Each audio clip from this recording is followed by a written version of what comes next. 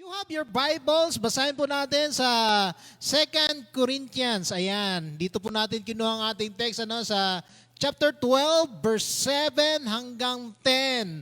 Amen. Babasahin ko sa inyo at sabayan nyo na lamang po ako. Sabi rito, even though I have received such wonderful revelation from God, so to keep me from becoming proud, I was given a thorn in my flesh, a messenger from Satan to torment me and keep me from becoming proud. 3 different times I begged the Lord to take it away. Verse 9, each time he said, my grace is all you need, my power works best in weakness, so now I am glad to boast about my weaknesses so that the power of Christ can work through me. That's why I take pleasure in my weaknesses and in the insults, hardships, persecutions, and troubles that I suffer for Christ. For when I am weak, then I am strong. Purihin po ang pagkabasa ng salita ng ating Panginoong Diyos. And let's all bow down our heads in prayer. Hallelujah, Father God. We thank you, Lord, for this wonderful text, O Lord God, naming paggugulay-gulayan ngayong umaga, Panginoong Diyos. I pray that, Lord God, you will give us a fresh revelation this morning. I pray that, Lord, speak to us through your Holy Spirit, Lord. Open up our hearts, Lord God, that we will receive this message, Lord, with an open heart, Panginoon Diyos. Maaari meron man kaming mga pinagdadaanan ngayon, Panginoon, at ito ang verse, O Lord God, na siyang makapagbigay linaw kung bakit namin ito pinagdadaanan, Panginoon. Lord, I pray that it will be planted in the deepest part of our heart, O Lord God. Speak to us, Lord, through your word, through your Holy Spirit, O Lord God. Not my will, but let your will be done on us this morning, O Lord God. Kaya Lord, maraming salamat ulit, Panginoon Diyos. At sa mga kapatiran, Lord God, na nandyan sa online, speak through them also, Lord God, because no distance can separate us from your love. In Jesus' name we pray. Amen. Amen. Praise God. Hallelujah. At let's all be seated. Hallelujah. Ayan po ang ating pagugulay-gulayan ngayong umaga. As a Christian, as followers of Christ, kung makikita natin dito kay Paul, anong sinasabi diyan? Sometimes life is not pleasant or fair if we follow Christ. Amen. Gaya nga sa opening natin kanina, sabi ni Ate Timay, praise God sa ating mga persecution, sa ating mga troubles. Hallelujah. Kasi hindi po mawawala bilang Kristiyano na mararanasan natin ang mga pagsubok sa buhay. Minsan masasabi natin that life isn't fair. Amen. Hindi patas ang buhay bilang Kristiyano. Kahit ginawa na natin ang lahat ng utos ng Diyos. Amen. Meron pa rin tayong pagdadaanan ng mga pagsubok or troubles sa buhay, mga bagyo sa buhay na ating susuungin. Ika nga tatawirin. Hallelujah. But, ito ang sinasabi niya sa atin, na sa mga panahon na pagdadaanan mo yan, what we need is help. Meron kang kailangang takbuhan para sa iyong tulong.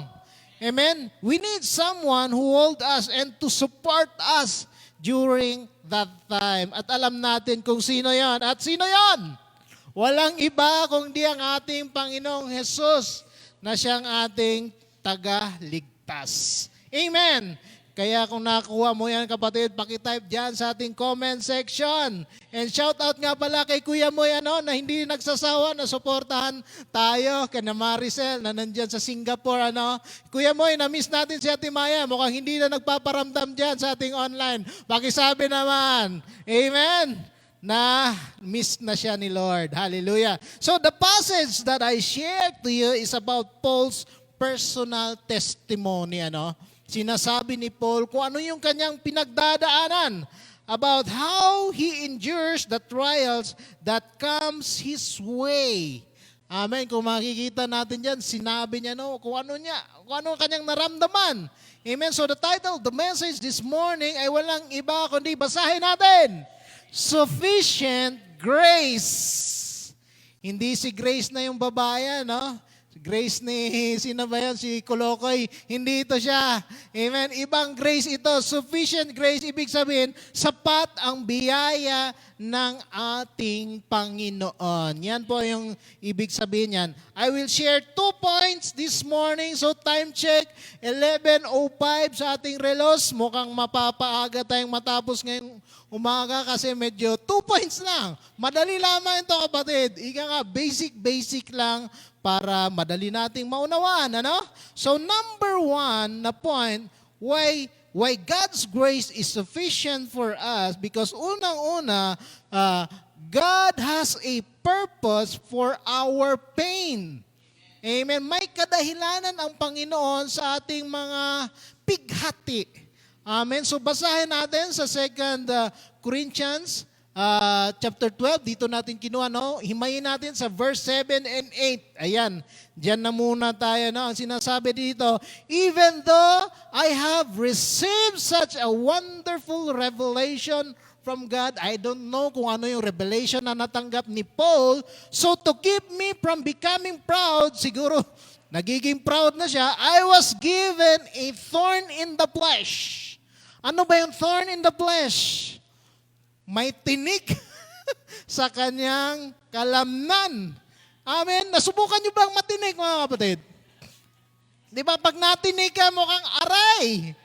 Amen. Yung kunti nga lang may pumasok sa iyong daliri na pag nasagi mo yung plywood, di ba, na-experience yung plywood o yung may hinawakan kang kahoy, biglang may pumasok na maliit na parte doon. Makit na nga, ano? I don't know kung gaano kalaki ang thorn of the flesh na natanggap ni Paul, but I believe it is painful. Amen. Sabi dito, a messenger from Satan to torment me and keep me from becoming proud. So grabe, no? Messenger from Satan. Nagpadala para siya ay gambalahin palagi. And to keep him from becoming proud. Para magpakumbaba talaga siya. At hindi lamang doon natatapos. Ang sabi rito, 3 different times, I begged the Lord to take it away. Nagmamakaawa siya kay Lord. Na Lord, tanggalin mo na. Kung ano man itong sinasabi ni Paul, no, natanggalin. So, una rito, mga kapatid, here we can see that there is a reality of pain. Amen. Take note nyo dyan, na yung ating mga nararamdamang pain, totoo yan. Amen. Reality yan. When we are hurt physically, which is normal as a human being, kahit anuman ang pain na yan na pinagdadaan natin, ano ba ang initial na reaction natin? Di ba? Sabihin mo, siyempre, mapapa-aray ka. Ouch! Di ba? Yun yung sasabihin mo, aray! Ang sakit! Bulong mo dyan sa katabi mo, aray! Grabe, ano? Aray! Yan! Merong kirot na mararamdaman. Yun yung reality pag meron kang pain na pinagdadaanan. I don't know kung ano man yung pain na pinagdadaanan mo ngayon. Ano? Meron kang nawalang loved one sa buhay. Maring naghiwalay kayo ng GF o BF mo. Maring nalugi ka sa negosyo. Maring yung relationship mo between your husband and wife. Maring yung between your children. I don't know kung ano man yung pain na nagkukos sa'yo. Pero ito yung reality na meron tayong mararamdaman na kirot. So ano ba ang purpose ng pain na nararamdaman natin? Siyempre, may purpose yan. Kasi sabi dito, di ba? God has a purpose for our pain. So una, to make us aware of an injury. Di ba? Pag merong pain, merong injury. Number 2, to help us avoid repeating such injury. Na hindi na natin ito pagdaanan pagdating ng panahon, na iwasan mo na para hindi ka masaktan. So pain alerts us to the reality that something is wrong. Merong problema, and also motivates us to avoid that pain in the future. Sa pag nasaktan ka, normal lang yan. Amen? Kasi tao tayo eh. Sino bang tao dito na hindi nasasaktan? Mukhang wala. Mukhang lahat tayo dumaan dyan. Amen? Ang ibig sabihin yan, tao ka, kapatid. Hindi ka immortal, hindi ka robot, tao ka. Amen? Napagdadaanan talaga natin yung mga bagay na yan. In this verse, there is pain, there is a pain injury and a pain growth. Kasi hindi ka lalago kung hindi mo pagdadaanan yung mga injury na yan.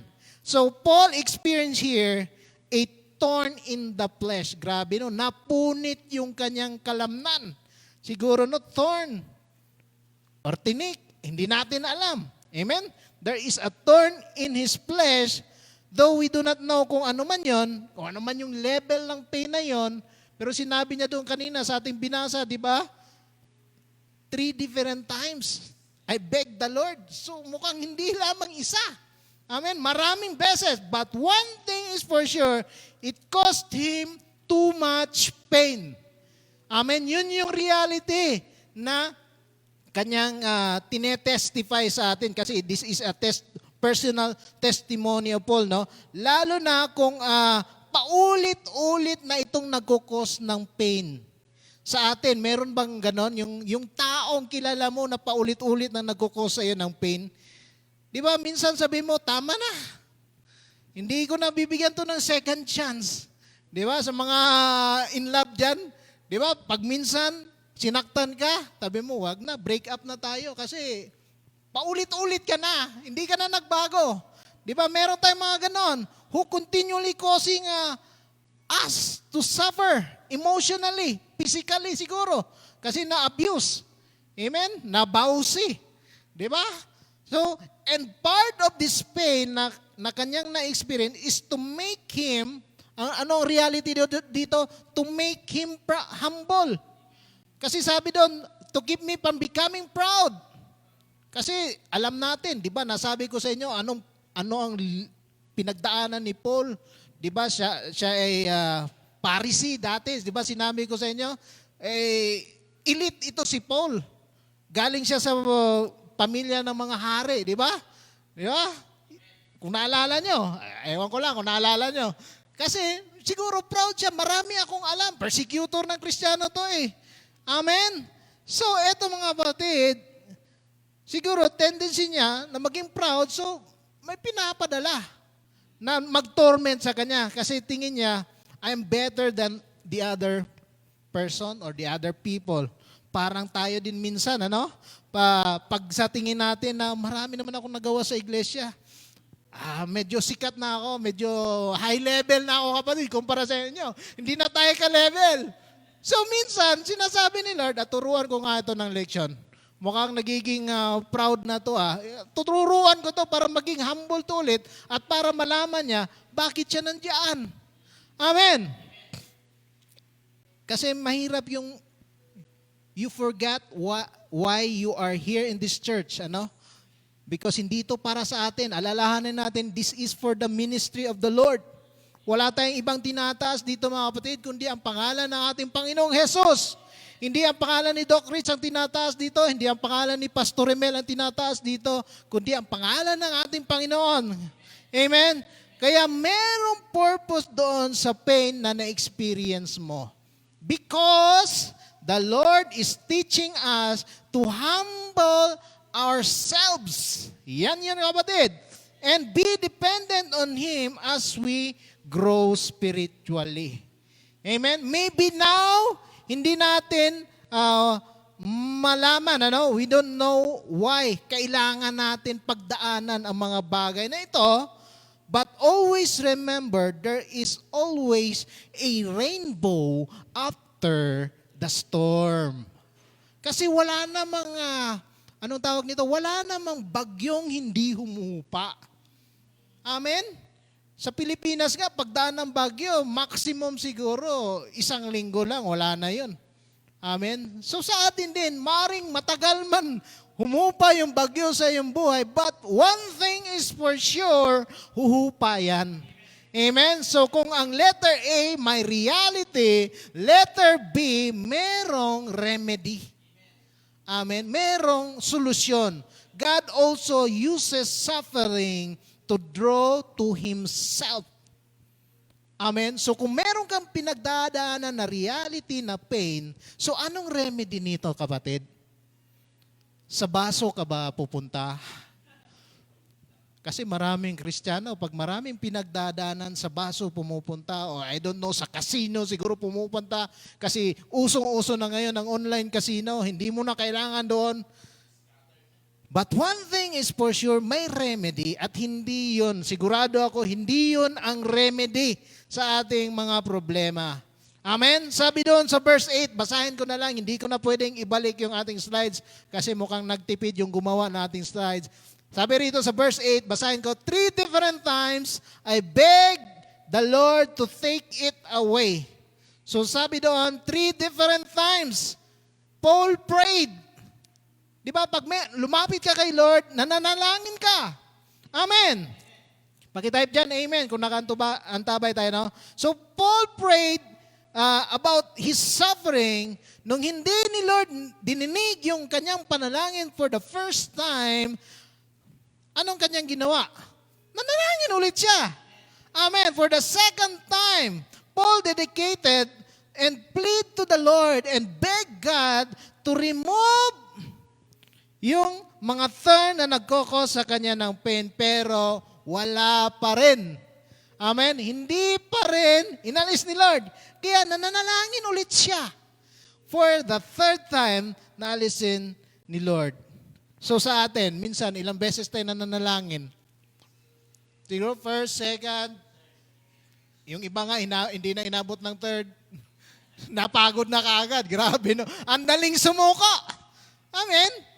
Pero one thing ang sinasabi sa atin ni Paul dito, pag hindi dininig ni Lord yung iyong panalangin, kapatid, be persistent in your prayer. Huwag kang tumigil, huwag kang sumuko. Kasi may remedy.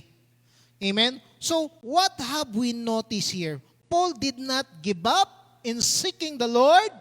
Amen? He spent a significant time seeking God. So tayo, nag-spend ba tayo ng significant time in seeking the Lord? Or maybe 1-2 minutes, okay na sa atin, ano? Na, yun na lang, Lord. Alam mo na, carry over na. So baka hindi pala. Dapat you should spend a significant amount of time by drawing closer to God. Napansin nyo ba, instead na lumayo siya kay Lord, mas lalo siyang lumapit kay Lord. Amen. Kaya dapat ganun din tayo, ano?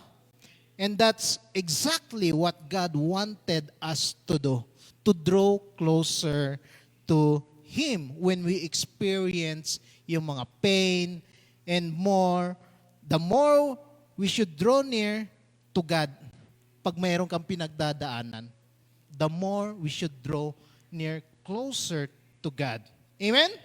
And as a Spirit-filled Christians, we will trust God. Ito yung dapat natin gawin, ano? As a Spirit-filled Christian, we will trust God no matter which answer we will receive. Kahit na ano man yung kasagutan sa iyong panalangin, dapat tanggapin natin ng buong buo. Kasi minsan, pag hindi dininig ni Lord sa iyo, sabihin mo, bakit nangyari, Lord? Amen? Because when we pray, meron pong 3 sagot si Lord. Sa ating mga panalangin, ano yon? Yes or no? At yung maybe. Or yung tinatawag natin, sometimes God is telling us to wait. Mag-antay ka. Kaya maraming napapahamak na Kristiyano kasi hindi nag-wait eh. Sabi nila, ito na talaga Lord, ito na yon. Last trip ko na to. Hindi ko na to papakawalan Lord. Alam mo naman, ilang taon na ako, 32 na ako Lord. Wala na, ito na talaga yung will mo sa akin. Nagmadali kasi sabi niya, last trip na ito Lord, wala na. Baka wala na akong mahanap. Baka dumaan pa ito sa aking kamay, hindi na babalik. So napahamak. Kaya dapat, sabi ni Lord, you wait. Mag-antay ka. So kung ano man ang sagot ni Lord sa ating mga panalangin, dapat nating sabihin, praise God pa rin. Amen. Kasi sabi ni Ate May, no, meron man tayong tribulation, persecution, praise God. Amen? Gayahan natin si Paul. Number 2, ayun, madali lang pala to. Number 2, God will provide for our perseverance. Merong ipapadala or merong ibibigay si Lord para tayo ay magtuloy-tuloy lamang. Perseverance, yun. Sa ating pagpapatuloy sa ating relasyon kay Lord, although we are experiencing pain, always remember, lagi nating tatandaan that the Lord is providing a lot of things for our perseverance. Amen? Basahin natin ang ating text sa verse 9 hanggang 10. Ito yung mga ipapadala ni Lord for our perseverance. Bago natin himay-himayin, basahin ko sa inyo. Sabi ni Lord kay Paul, each time he said, my grace is all you need. Yan. My power works best in weakness. So now I am glad to boast about my weaknesses. Grabe, mukhang natutuwa pa siya sa kanyang mga kahinaan. So that the power of Christ, yun naman pala so that the power of Christ can work through me. Amen? Na alam niya, sa kanyang kahinaan, yung kapangyarihan ni Kristo ay gagana at gagalaw sa kanyang mga circumstances. Verse 10, that's why I take pleasure. Grabe, kinagagalak niya yung kanyang kahinaan. In the insults, di ba? Marami nagsasabi, akala ko ba Kristiyano yan? Pero ito si Paul, nagagalak pa rin kahit nasabihin sa mga insulto ng mga tao, na sinasabi, huwag kayong pumunta dyan, mga kulto yan. The hardships, yung mga paghihirap niya sa buhay, persecution. Kung dati siya ang persecutor ng mga Kristiyano, ito ngayon siguro binabaliktad siya. Akala ko ba persecutor ng mga Kristiyano yan? Bakit nandyan na siya ngayon? Siya nang nagsasad ng mga salita ng Panginoon. At hindi lamang yun. And troubles that I suffer for Christ. Hindi natin alam kung anong mga troubles yun, but I know maraming trouble ang pinagdadaanan ni Paul in order to spread the word of Christ. Pero ano sinabi niya? For when I am weak, then I am strong. Kung saan ako mahina, doon ako naging malakas. Grabe, Ikaw, kapatid, kaya mo ba ang mga sinasabi ni Paul? Amen! Kaya natin ito because alam natin nandyan ang kapangyarihan ni Kristo sa ating buhay. Amen? Sabi rito, if you can see here, marami ang binanggit ni Paul na nagkukos sa kanya ng pain. Hindi lamang to isa. Amen. So anong sabi niya? Still, he take pleasure. Nagagalak pa rin siya. And boast about his weaknesses. Grabe na kanyang ipinagyabang pa rin yung kanyang mga kahinaan. So maaring tayo siguro Kristiyano, wala ka ng ulong ilalaka doon sa labas. Kasi sabihin nila, akala ko ba Kristiyano yan? Ba't ganun ang bunganga? Puro putot kutsinta. Di ba? Siguro ikaw doon, gaganon ka na lang. Buti nga yung mga babae dito, merong pang takip sa buhok, di ba? Hijab. Paano yung mga lalaki? Kitang-kita yung mga mukha, lalo na yung mga walang buhok. Kumikinang, ang layo pa, di ba yun yung pastor doon? Di ba yun yung mukhang kilala ko, yung kalbo na yun? Di ba? Siya yung asawa ng babae. Ito siya. Fixer daw yun, scammer daw yun. Ano ba yun? Ang daming binibintang. Amen! Ang daming persecution. Nasasabi pa na, huwag kayong pumunta doon, mga kulto yung mga nandun. Hallelujah. Pero anong sinabi ni Paul? He still boasts for his weaknesses. Amen? Kasi alam niya hindi siya perfecto eh. Amen? Meron siya mga pagkukulang. Why? Because Paul knows that the Lord will provide His grace. Amen? That the Lord will provide His grace for him. That the Lord will provide strength. Kaya nga ang title ng ating mensahe, di ba? Sufficient grace. Amen? So sabi rito, God will provide for our perseverance. Letter A, providing grace and strength. Amen? So meaning, na mararanasan lamang natin ang mga ito if we accept God's provision. Amen? Sino nakapunta sa buffet? Eat all you can. Yan. Ay, hindi mo maintindihan ng buffet. O, eat all you can. Di ba? Nandoon na ang gusto mong kainin, kapatid. It's already provided. Pero pag hindi ka kumuha ng pinggan at humakot ng mga blessing doon na na-provide para sa iyo, hindi mo makakain yung masarap na pagkain na gugustuhin mo. Parang ito rin. The Lord is providing us grace and strength, but if we will not accept it, yung grace at strength na yan, walang pahida yan. It will be nothing. Kaya dapat unang-una, tanggapin natin. Amen? Sabi doon sa ating text, my grace is sufficient for you. Woo, hallelujah. Palakpakan natin si Lord. Amen. Isa lamang lang naman ang gusto ni Paul na mangyari dito. To remove the thorn that caused him pain. Amen? Meron pa bang gusto si Paul na kunin? Di ba wala? Na maalis lamang. Yung mga nagkukos sa kanya ng pain. Now we know kung ano yung nagkukos sa kanya ng pain. Yung aking binasa kanina, ang dami nun. Amen? Naalisin yung mga suffering na nararamdaman niya. Pero, iba yung naging response ni Lord sa kanya. Ang sabi ni Lord na yung grace ni Lord, sasamahan siya in the midst of that trial. So malinaw na kung meron ka mang pagdadaanan, hindi sinabi ni Lord na automatic, tak, aalisin ko yan. Amen? Pero ang sabi ni Lord, malinaw dito, na sasamahan tayo sa ating mga pinagdadaanan. And because of that grace, it will meet all His needs. Amen?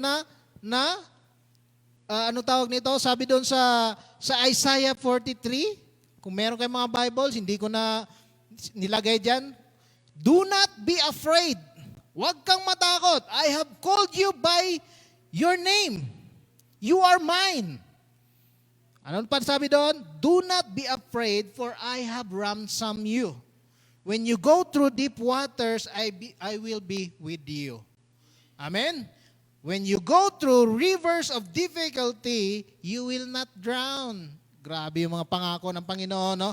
When you walk through the fire of depression, you will not be burned up.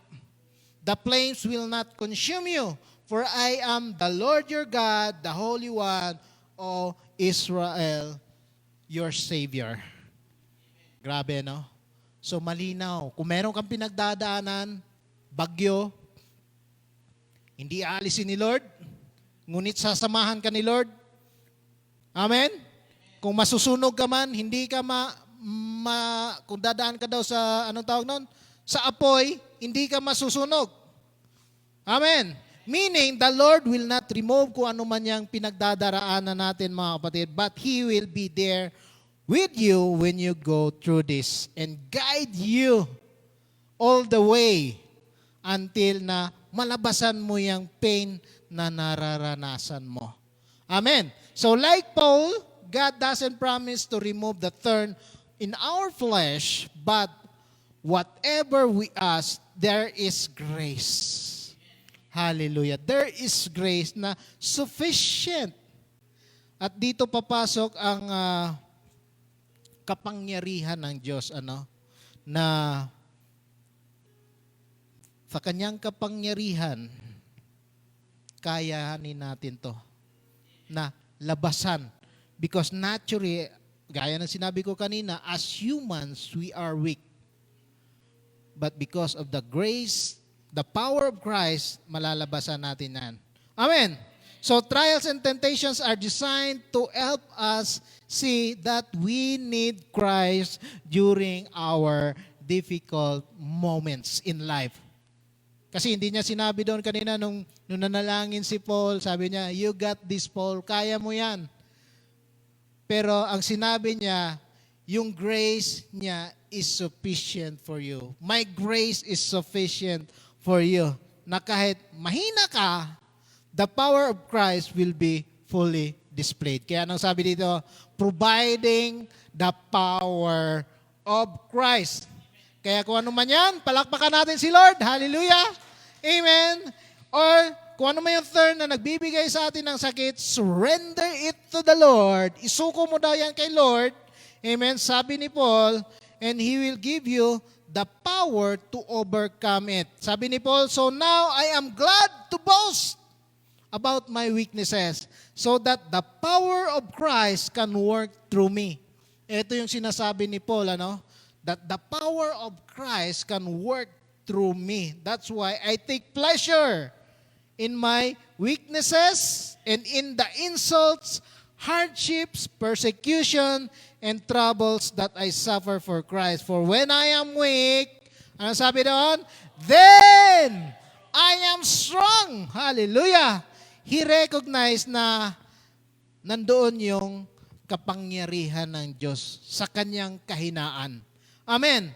Na tutulong sa kanya na mapagtagumpayan ang lahat ng kanyang mga pinagdadaanan. Hallelujah. Praise God. So, kaya, pag hindi mo pa alam kung ano ang gagawin mo, kapatid, kung may pinagdadaanan ka, kung hindi mo pa rin alam, lumapit ka kay Kristo. Ito lang yung message sa atin eh. Kung meron kang pinagdadaanan sa buhay, kung ano man yun, hindi ko alam, kayo lang naman ni Lord ang nakakaalam yon, isuko mo daw sa Kanya. Amen? Lumapit ka kay Kristo and He will provide you a power to overcome it. Because, ano sabi doon? His grace is sufficient for you. Wala namang iba. Amen? Yun lamang. Yung kanyang habag ay yun lamang ang ating, anong tawag dito? Kinakailangan, di ba? Kasi sabi doon, sapat ang biyaya ng ating Panginoon. Hallelujah! So, nandiyan pa ba tayo? Amen! Mukhang maaga talaga tayong natapos, So, wag nating kalimutan, mga kapatid. A word of encouragement, yun lang. Be persistent in our walk with Christ. Huwag tayong sumuko kung ano man yung mga persecutions na binabato ng kaaway. Ito nga, sabi ni Paul, a messenger of Satan came to torment me. Pero hindi siya nanghihina, di ba?